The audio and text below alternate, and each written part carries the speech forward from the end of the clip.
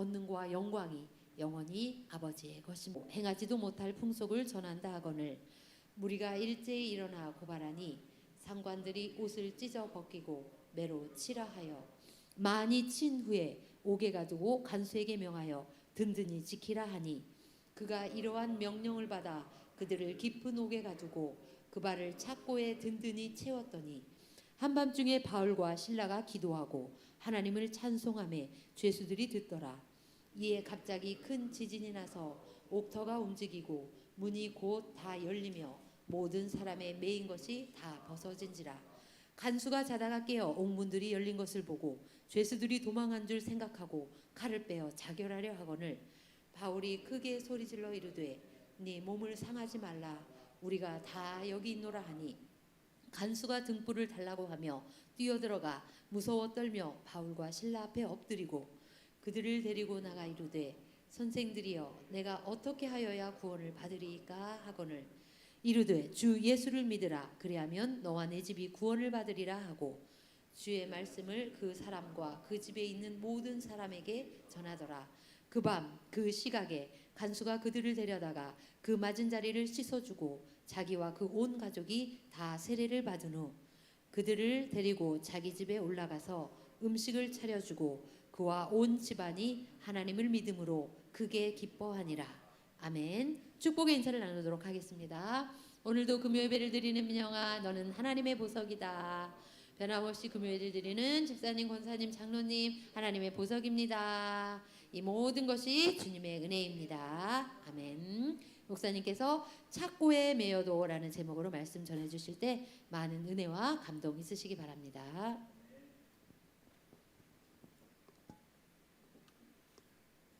우리가 신앙생활을 잘하면 안 된 일이 잘 되고 막혔던 길이 뚫리고 어려웠던 문제가 해결되고 이렇게 기대를 하고 또 그렇게 믿고 있습니다. 그러나 때로는 정반대인 경우도 있습니다. 빌립보는 바울에게 있어서 잊을 수 없는 선교지입니다. 유대인들은 남자 10명만 모이면 회당을 지으는데 이 빌립보에 가서 보니까 어때요? 회당이 없어요. 유대인들이 10명이 못 모였다는 얘기죠. 그래서 어디로 갑니까? 강가로 가요. 실제로 성지순례 가서 이 루디아 기념교회 보니까 정말 조그만 시냇물이에요. 근데 그곳에 사람들이 모여서 특히 여인들이 빨래도 하고 근데 그곳에 복음을 전함으로 이 자주장사 루디아가 간곡히 요청을 해서 빌립보 교회 개척을 하게 됩니다. 루디아와 함께 있는 그 얘기가 바로 우리가 19절 보았는데 12절에 보십시오. 빌립보에 이르더니 마게도냐 지방의 첫 성이요. 이 첫 번째보다는 첫째 가는 이 각주에 보니까 첫째 가는 그러니까 참 중요한 성이었다. 그 얘기고 로마의 식민지. 로마는 정책적으로 유럽의 곳곳에 로마의 퇴역 장교들 또 로마가 전 유럽 전 세계를 석권하면서 로마 안에 있으면은 골치 아픈데 그래도 다른 데 가서 로마의 시민으로 살면 로마의 영향력이 커질 수 있도록 해서 퇴역 장교들이라든지 혹은 범죄자들이라든지 이 사람들에게 여기 나온 빌립보 성이나 혹은 곳곳에 소로마 제국을 세우고 거기를 잘 다스리면 로마 시민권을 주고 이런 혜택을 주는데 그 성 중에 하나가 이 빌립보 성이었다. 그것입니다. 그래서 여기 12절 마지막에 로마의 식민지라 로마를 축소해서 그대로 원형 경기장이라든지 로마가 섬기는 우상이라든지 로마의 제도를 그대로 따르게 하는 거예요.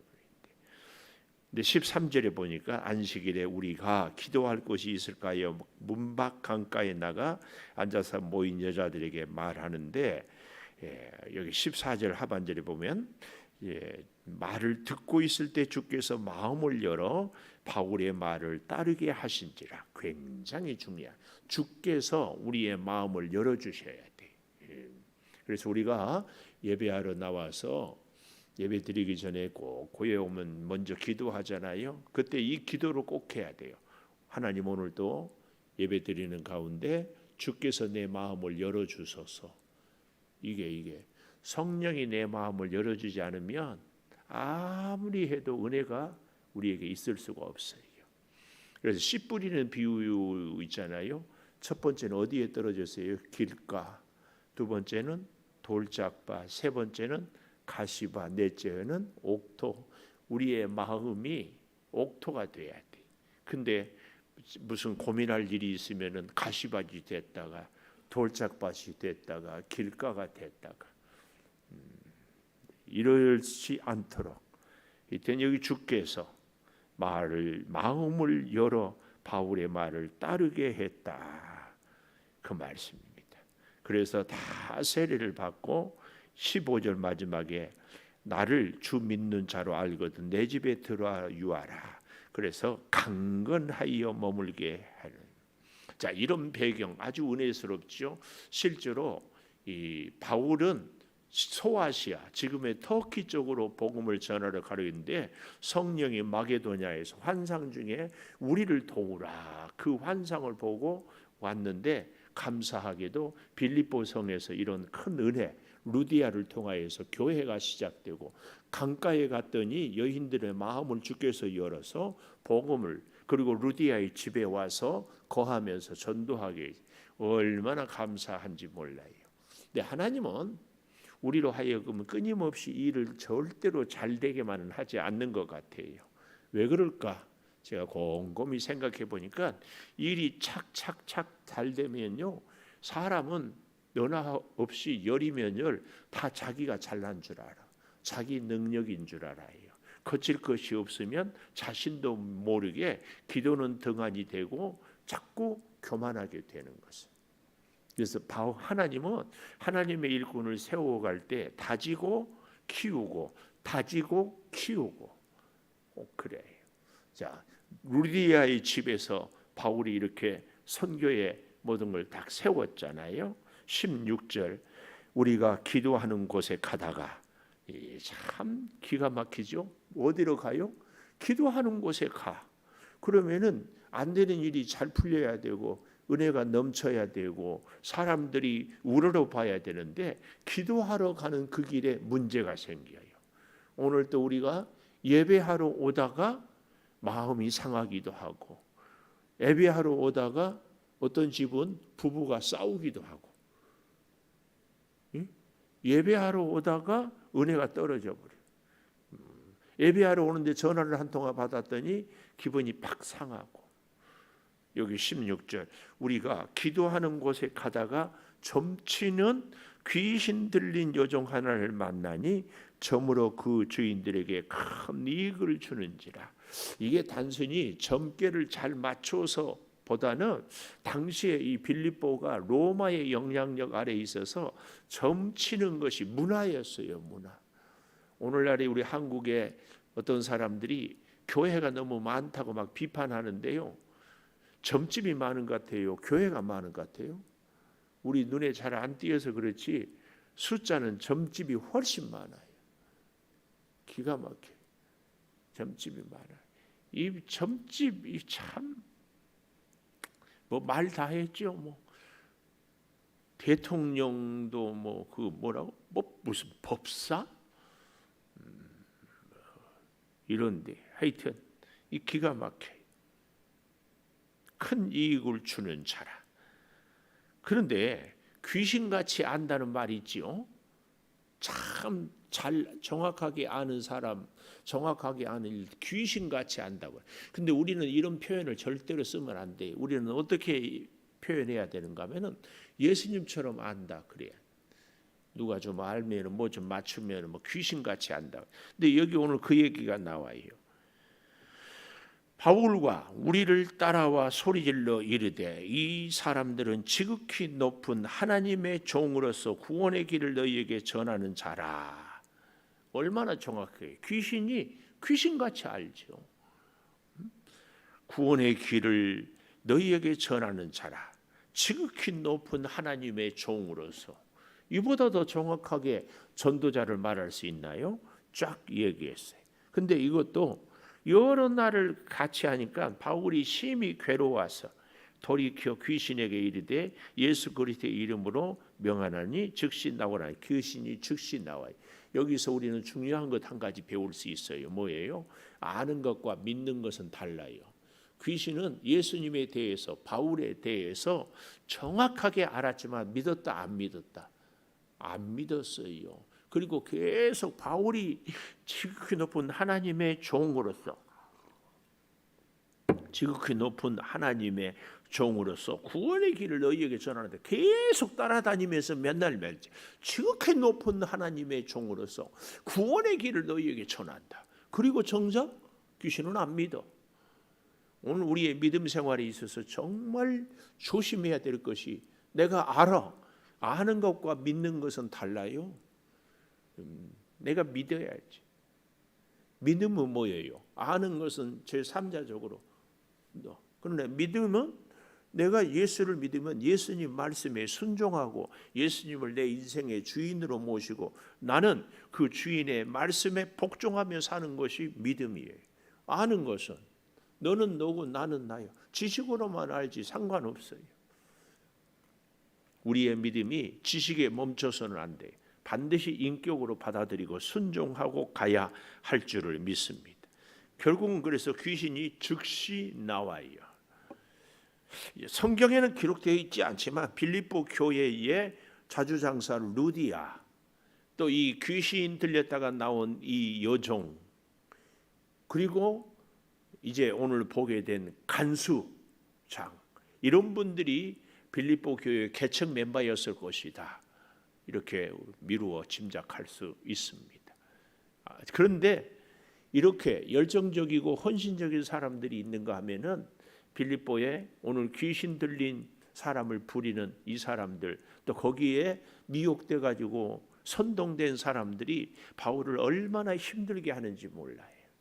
오늘 우리 인생도요, 믿음 생활을 하면은 우리와 함께 믿음으로 격려하고 믿음의 길을 가고 힘이 되는 그런 사람들이 있는가 하면은 이런 예수의 사람, 믿음으로 사는 사람들을 괴롭히고 넘어지게 하고 유혹하는 악한 세력이 꼭 있습니다. 꼭 있어요. 볼까요? 자, 19절. 여종의 주인들은 자기의 수익의 소망이 끊어진 것을 보고, 세상 사람들의 모든 판단의 기준은 수익입니다. 나한테 돈 싫다고 한 사람 없어요. 자, 나한테 수익 주는 사람, 수익 주는 사람, 거래처 혹은 월급 주는 사장, 이런 사람들한테는요, 내 자존심도 다 간이고 쓸개고 다 내놓습니다. 오늘 여기 이 사람들이 수익의 소망이 끊어진 것을 보고 바울과 실라를 붙잡아 장터로 관리들에게 끌어갔다가, 관리들에게 끌고 가요. 수익이 끊어진 것을 보고. 수익 끊어지기 전에는 타치하지 않았어요. 아마 이 사람들은 바울과 실라가 돈을 더 벌게 했으면은 아주 우러러 받들었을 겁니다. 20절 상관들 앞에 데리고 가서 말하세, 이 사람들이 유대인인데 우리 성을 심히 요란하게 하여 로마 사람의 누리가 받지도 못하고 행하지도 못할 풍속을 전한다.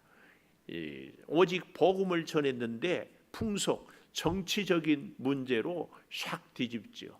이 간교함입니다. 간교함. 우리가 받지도 못하고 행하지도 못할 풍속을 정한한다. 정치적으로 선동한다고 이렇게 얘기를 해. 여기에 넘어가서 무리가 일제히 무리. 군중은 우매하다. 우리 그런 얘기 잘 알죠. 사실은 여기 고발하니까 상관들이 옷을 찢어 벗기고 매로 치려하여 많이 친 후에 옥에 가두고 간수에게 명하여 든든히 지키라. 이건 불법입니다. 아무리 큰 죄인이라도 재판을 통하여 죄를 정하고 죄가 정해져야 벌을 내리는 거예요. 근데 재판도 하지 않고 죄를 정하지도 않고 회초리 채찍부터 치는 것, 벌을 내리는 것, 이건 순서가 맞지 않아요. 이게 있을 수 없는 일들을 하고 있어요. 그러나 여기 22절 무리가 일제히 일어나, 여론이죠. 여론. 사람들이 다 그러니까 여론이 마치 진리인 것처럼. 여기 많이 쳤다 그러잖아요. 고린도 후서 한번 가볼까요? 11장 23절. 고린도 후서 11장 23절. 그들이 그리스도의 일꾼이냐 정신없는 말을 하느거니와 나는 더욱 그러하도다. 내가 수고를 넘치도록 하고 옥에 갇혔죠. 더 많이 하고 매도 수없이 맞고 여러 번 죽을 뻔하였으니 유대인들에게 40에 하나 감한 매를 5번, 3번 태장, 1번 돌 파선하고 일주일 깊은 바다에 지냈다 할 때에 오늘 매맞은 것은 이 3번 태장으로 만든 것이야. 40에 하나 감한 매는 유대인 전통이지 이방인의 전통은 아니에요. 이방인들은 어떻게 때리냐? 죽을 만큼 때려.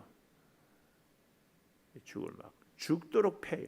그것도 오늘 다시 본문에 와서 보십시오. 매를 어떻게 때렸습니까?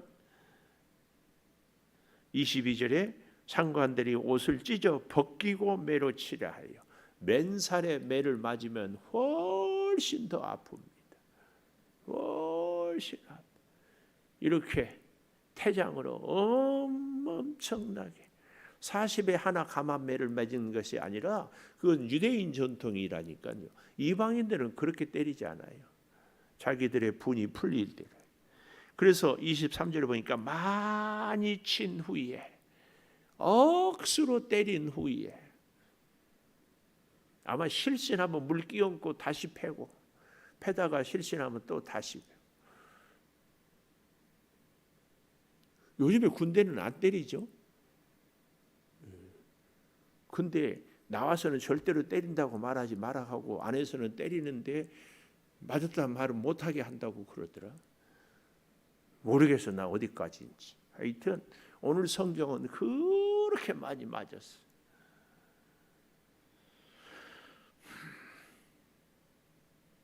여기 든든히 지키라고 23절에 그러잖아요. 24절에 그 발을 착고에 든든히 채웠다. 그래서 오늘 제목을 착고에 채웠다.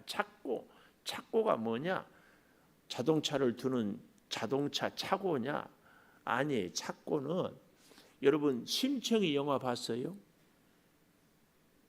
심청이 변학도가 심청이가 수청 들지 않는다고 목에다가 칼을 해가지고 딱 잠궈 놓잖아요. 이러고 꼼짝 못하고 누워서 잘 수도 없어. 이게 착고입니다. 근데 로마 사람들은 연구에 의하면 착고를 어디다 채느냐? 여기 오늘 성경에 보니까 어디에다가 착고를 채웠다고 그랬어요? 24절에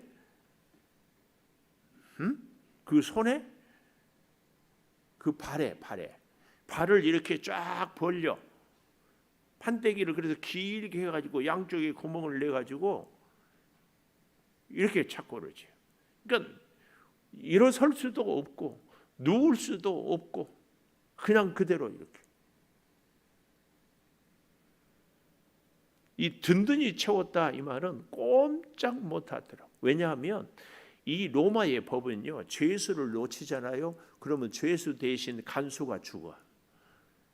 그러니까 간수들은 자기가 안 죽으려고 아주 철동같이 그 얘기입니다. 그 발을 착고에 든든히 채웠다. 도저히 빠져나갈 수가 없어. 그리고 간수는 이제 들어가서 자는 거죠. 바로 그런 순간에 오늘 한밤중 우리 인생에도 어두운 칠흑같이 어두운 밤의 고난의 때가 있습니다. 고난이 없고 앞이 열리면은 얼마나 감사하겠어요. 바울처럼 믿음으로 살고 복음을 전했고 귀신을 쫓아냈고 성령의 말씀에 인도함 받아서 순종함으로 빌립보에 왔어요. 아니 빌립보에서 은혜도 체험하고 전도도 했고 세례도 베풀었어요. 그런데 이게 웬 날벼락이에요. 근데 우리 인생이 꼭 이렇습니다. 일이 잘 되기도 하고 응원해 주는 사람 있기도 하고 힘이 되는 사람이 있기도 하지만 또 다른 한편에서는 전혀 다른 일로 어려운 일로. 근데 어때요? 우리 몸이 머리에서 발끝까지 있는데 이 중에서 새끼손가락만 아파도 우리는 아파요. 우리 인생이 감사한 일, 좋은 일이 참 많지만 힘든 일 한 가지만 있으면 우리는 힘들어요. 오늘 바울이 빌립보 선교 현장에서 얼마나 힘들었을까? 감옥에 갇혀 착고에 채워서 꼼짝 못해. 그런 순간에 25절 잘 보십시오. 바울과 실라가 기도하고 기도만 했습니까? 하나님을 찬송했습니다. 그랬더니 어때요? 죄수들이 듣더라. 다른 죄수들이 착고에 채워지죠. 한밤중은 유난히 아파요. 너무 아파서 잠이 깼는지도 몰라요. 그래서 잠을 잘 수도 없고 견딜 수도 없고 그래서 기도하고 하나님을 찬송해. 우리가 그냥 글자로 보니까 그렇지 그렇게 매를 맞고 그렇게 고통을 받고 이렇게 착고에 채워서 힘든데 찬송이 나옵니까? 찬송이 나와요? 찬송이 나올 수가 없어요. 이 찬송은 정말 기가 막힌 찬송이에요. 오늘 이 빌립보 감옥의 찬송이 저와 여러분의 찬송이 꼭 될 수 있기를 축복합니다. 이 찬송이 있어야 돼. 힘들어요. 계획하지 못했어요. 있을 수 없는 일이에요. 감옥에 갇혔어요. 우리에게도 감옥이 제가 늘 얘기하잖아요. 질병의 감옥, 미래에 대한 불안한 감옥, 우리의 노후, 우리 앞날에 대한 얼마나 염려의 감옥이 많아요. 그런 데서 찬송을 해요. 근데요, 잘 보십시오. 정말 잘 보시기를 바라요. 하나님의 은혜를 받은 사람은요, 은혜가 절대로 자기 혼자에게 머물러 있지 않습니다. 그 은혜는요, 결국은 주변의 사람들을 살려야 그게 진짜 은혜입니다. 자기는 옳다고 그러고 자기는 의롭다고 그러고 자기는 잘한다고 하는데 주변의 사람들을 판단하고 정죄하고 힘들게 하는 것은 미안하지만 성령의 역사가 아닙니다. 우리는 이걸 잘 분별할 수 있어야 돼요. 자기는 믿음이 굉장히 좋다고 그래. 자기는 굉장히 옳다고 그래. 그런데 다른 사람들을 힘들게 하고 정죄하고 판단하는 것은요, 성령의 역사가 아닙니다. 오늘 여기 보십시오. 26절 갑자기 큰 지진이 나서 옥터가 움직여요. 문이 곧 다 열리고 사람의 매인 것이 다 벗어진지라. 이 마지막 여러분 지진 난다고 매인 것이 풀릴 수 있어요? 아니에요. 어떻게 지진이 난다고 이 판때기 착고에 그 쇠스랑이 열쇠가 자물쇠가 풀릴 수 있냐고. 있을 수 없어요. 뭐예요? 천사가 풀어준 거지. 우리 인생이요, 이 지진이 나요. 우리가 세상에 막 뒤집힌다고 그러죠. 그런다고 해가지고 우리의 문제가 잘 풀립니까? 갑자기 대통령이 바뀌고 국제 정세가 확 바뀌고 나라 경제가 확 바뀐다고 해가지고 내가 꼭 잘 되라는 법이 어디 있어요? 하나님께서 천사를 통해서 우리 인생의 역사를 이루어줘요. 그래야 착고에 발에 매인 여기 사람의 매인 것이 다 벗어진지라. 다 벗어져. 지진이 났고 다 벗어져요. 이야. 근데 27절에 보니까 간수가 자다가 깨 옥문이 열린 것을 보고 죄수들이 도망간 줄로 생각하고, 이 간수는 뭘 봤어요? 옥문이 열린 것만 봤어요. 뭘 못 봤어요? 죄수들이 착고가 풀렸어도 그 자리에 있는 것을 보지를 못해요. 이 기가 막히죠. 오늘 우리도 이게 중요해요. 보아야 할 것을 봐야 되는데 볼 필요가 없는 것은 보고 볼 것은 안 봐. 간수는 옥문이 열렸다고 자기가 죽임을 당하지 않아요. 죄수들만 있으면 괜찮아. 근데 옥문이 열린 것만 보고 죄수들이 있는 것은 보지 못해. 그러니까 자결하려고 하지. 우리 인생도 죽고 싶을 때가 언제예요? 내가 보아야 할 것은 보지 못하고 안 봐도 될 것을 보고 현실의 문제만 보는 거예요. 문제보다 더 크신 하나님은 보이지 않는 거죠. 그래서 여기 칼을 빼어 자결을 하려 하는 28절 바울이 소리를 질르는데 어떻게 질러요? 크게 소리 질렀어요. 하나님의 은혜를 입은 사람은요, 자기만 사는 것이 아니라 자기 주변의 사람들도 살리는 거예요. 꼭 기억하십시오. 우리가 은혜 받았어요? 그러면 나 때문에 누가 살고 있는가? 이걸로 내가 은혜인지 아닌지를 증명할 수 있어요. 성경 창세기에서 요한계시록까지 은혜를 받은 사람들의 특징이 자기 혼자가 어디 있어요? 우리는 다 검증할 수 있어요. 내가 은혜 받았습니까? 그럼 나 때문에 내 주변에 누가 살고 있습니까? 누가 살아나고 있습니까? 이게 내가 성령의 은혜 받은 증거예요. 그런데 은혜 받았다고 하면서 내가 옳다고 하면서 주변의 사람들을 정죄하고 판단하고 비난하고 공격하는 것, 이건 은혜 아니에요. 이건 성령의 역사가 아니에요. 단정코 얘기할 수 있어요. 잘 봐야 돼요. 오늘 내가 은혜를 받았습니까? 증거, 뭘로? 누구를 살리고 있는가? 증거. 꼭 기억하십시오. 바울이 크게 소리질러 네 몸을 상하지 말라.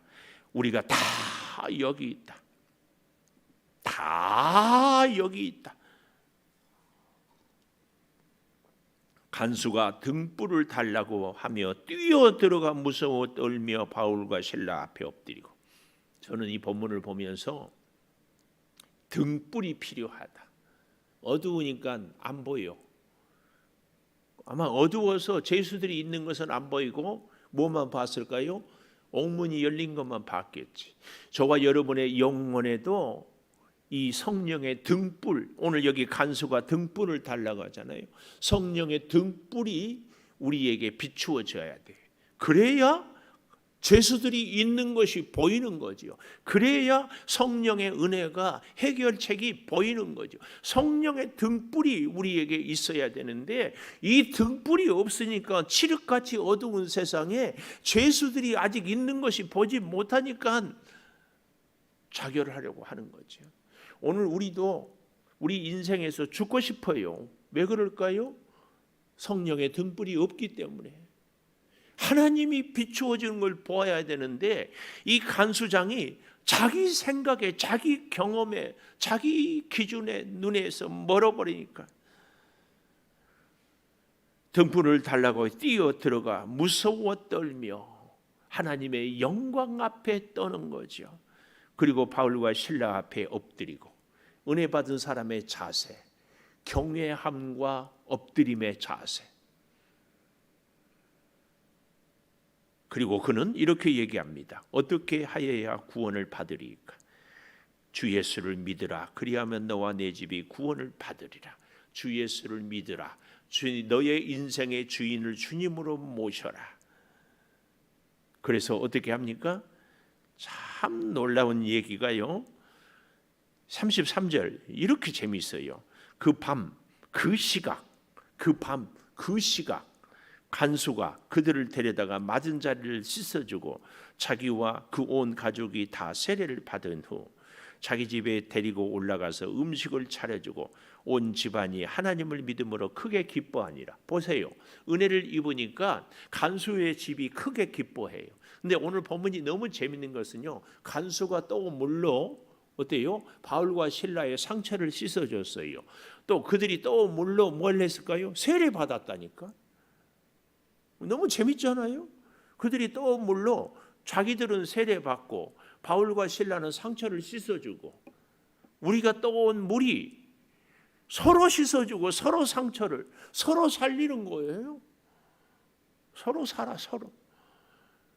등불이 죄수들을 보게 하고, 그래서 회개하고, 서로 바울과 실라는 상처를 씻어주고 간수와 온 가족은 세례를 받고 같이 사는 거예요.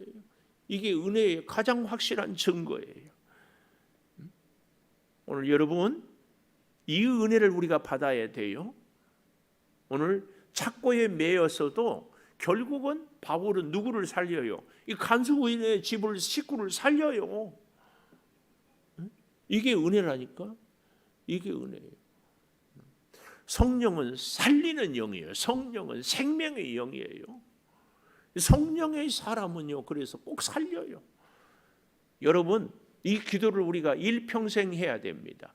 성령으로 충만하고 성령의 등불을 들고 성령의 생수로 하나님 만나게 해주신 분을 살리게 해주고, 빌립보에 와서 바울은 누구를 먼저 살렸어요? 사주장사 누디아를 살렸어요. 누구를 살렸어요?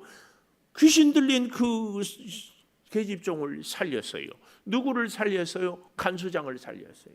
그러나 또 한편으로 보면 참 가슴 아파요. 관리들, 무리들, 소리 지르는 사람들은 살았다 못 살았다? 못 살았어. 바울을 공격하고 비난하니까 너무 기가 막혀요. 똑같은 바울로 인하여서 사는 사람이 있고 살지 못하는 사람이 있어요. 우리는 이 본문을 보면서 하나님 앞에서 바울처럼 귀신 들린, 아니 귀신같이 알기는 하지만 믿지 못하는 그 안타까운 사람들을 우리가 위해서 기도함과 함께 루디와 귀신 들렸다 나온 그 여종, 그리고 이 간수의 가족, 이런 은혜 우리도 같이 기도해야 할 줄을 믿습니다. 우리 꼭 이런 사람 되시기를 축원합니다. 내가 만나는 사람들을 꼭 살릴 수 있기를 축복합니다. 자, 이것이 오늘 이 밤에 우리의 기도의 제목이 될 줄 믿습니다. 우리 피아노 반주해 주시면서 하나님, 내 인생이 착고에 매여 있습니다. 정말 질병의 착고에 매여 있고, 고통의 착고에 매여 있고, 시련의 착고에 매여 있습니다. 주여, 그러나 주여 밤중쯤 되어, 아니 한밤중에 주여 바울과 실라가 기도하고 하나님을 찬송했습니다. 찬송할 수 없는 감옥의 그 사이, 그 자리, 그 환경에 주여 기도하고 엎드려 주여 역사하여 주시고 주여 은혜를 허락하여 주여 나가게 하여 주시오. 성령이여 오늘 우리하여 그의 자리에 주여 은혜로 주시옵소서.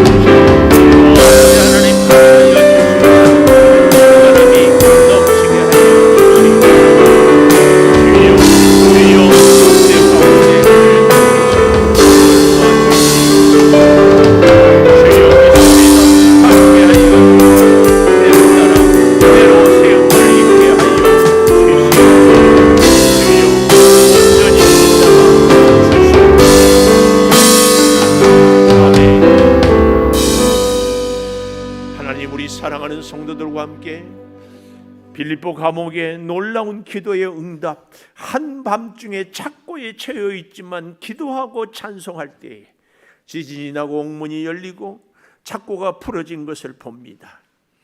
주님, 우리 사랑하는 성도들 인생의 착고에 매여 있습니다. 질병의 착고에 매여 있습니다. 아버지, 궁핍의 착고에 매여 있습니다. 주님, 그러함에도 기도하고 찬송하고 기도하는 이 시대의 바울과 실라처럼 우리도 살 수 있도록 은혜 내려 주시옵소서. 이 일이 어찌 우리의 힘으로 할 수 있겠습니까? 성령이여 역사하여 주시옵소서. 사랑하는 성도들이 간구하는 것마다 하나님의 선한 뜻으로 이루어 주시고 주의 능력의 장중에 붙잡아 주시옵소서.